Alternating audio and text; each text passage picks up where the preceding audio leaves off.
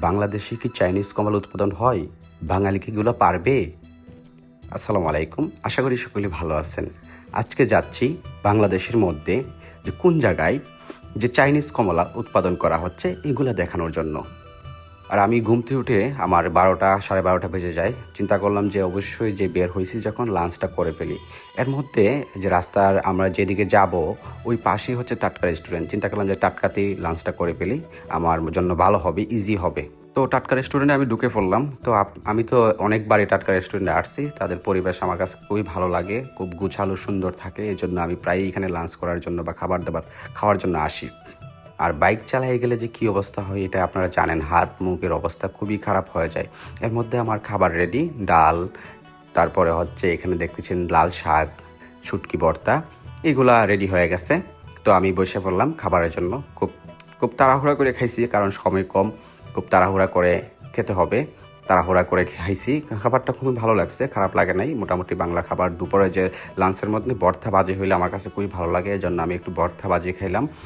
খাবার শেষ করে তাড়াতাড়ি করে খাইছি, তাড়াতাড়ি করে শেষ করে তারপরে আমরা বের হতে হবে।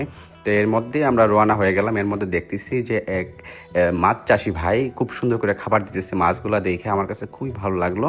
আমি এটার একটা ভিডিও ধারণ করলাম যে আমি ব্লগের মধ্যে এটা রাখবো। মানে খুবই সুন্দর লাগছে যে মাছগুলা লাপালাপি করতেছে, দেখে আমার কাছে খুবই ভালো লাগছে। এবং একজন নৌকা চালাচ্ছে আর একজন খাবার দিচ্ছে। এর মধ্যে আমরা লাল মাটির দেশে চলে আসছি। লাল মাটির দেশ। বাগানটি অবস্থিত হচ্ছে বিজয়নগর, বিষ্ণুপুর, দুলালপুর গ্রামে। এটা লাল মাটির দেশ। এই এলাকাটা খুবই মাটিগুলা লাল মাটি, এই জন্যই ফলনগুলা হয়, খুবই ভালো ফলন হয়। লিচু হয়, কাঁঠাল হয় বা ফল ফুটের জন্য ওই এলাকাটা খুবই বিখ্যাত। তো আমি এখানে বাইক নিয়ে আসলাম। বাইক নিয়ে আসতে অনেকটা কষ্ট হয়েছে। পরে বাগানের সামনে আসলাম, গেটে ঢুকলাম। দেখি এখানে লেখা আছে যে 20 টাকা দিয়ে এন্ট্রি ফ্রি, বা যদি কেউ এখানে ভিজিট করতে চায়। পরে দেখলাম, দেখে ঢুকলাম, আবার লেখা আছে যাতে কেউ কোনো ফল যাতে হাত দিয়ে না পারে, ওইটাও লেখা রাখছে।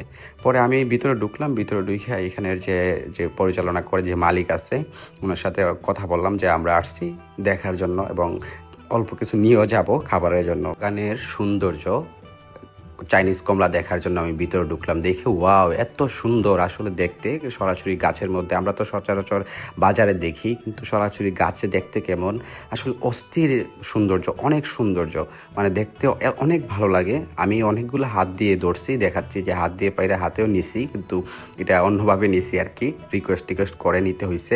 পরে এই যে এখানে দেখেন যে বাগানের ভিতরে এগুলো ঝোলানো। পরে জিজ্ঞেস করলাম কিসের জন্য, বলতেছে এগুলোর মধ্যে কী ধরনের মেডিসিন থাকে যাতে পোকাগুলো এটার ভিতরে ঢুকে যায়, যাতে ফলের মধ্যে না আসে, যাতে পোকাগুলো এটার ভিতরে ঢুকে গেলে মরে যায় আর ফলগুলো ফ্রেশ থাকে, যে কমলাগুলো ফ্রেশ থাকে, এজন্য এই জিনিসগুলো ব্যবহার করা হয়। আর দেখতে এতটা সুন্দর লাগে গাছের মধ্যে ফলগুলা, আসলে অন্যরকম একটা অনুভূতি কাজ করে যখন সরাসরি দেখা হয়।